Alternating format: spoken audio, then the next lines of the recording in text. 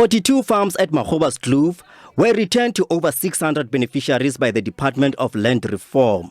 39 of the farms were leased for 40 years to a well-known company that farms fresh produce for the export market. The Magoeba Assets Management Company runs the farms on behalf of the Limpopo Community Trust, which represents all the beneficiaries.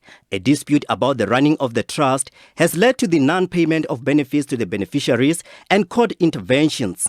The Supreme Court of Appeal has appointed 2 independent trustees to temporarily manage the community trust and oversee the election of new trustees by the end of July.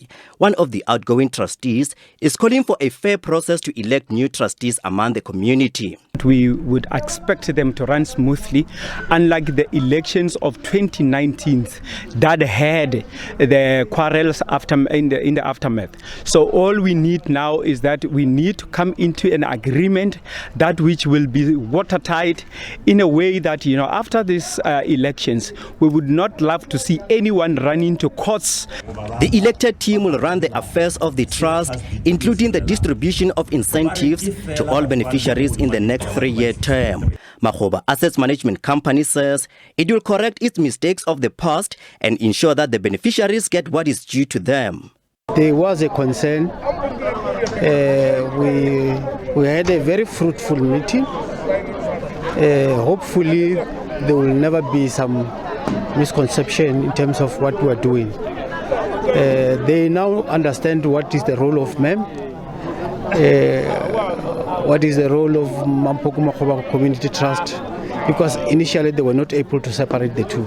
The beneficiaries want the Magoeba Community Trust to run smoothly after the elections. We've agreed that we are going to develop a memorandum of understanding, having these 2 factions together under one roof, discussing future or maybe way forward of how we're going to run Magoeba without any challenge. She says we want ZZ2 to know that we want our farms to fall under our control so that we can benefit from them. Our children are suffering.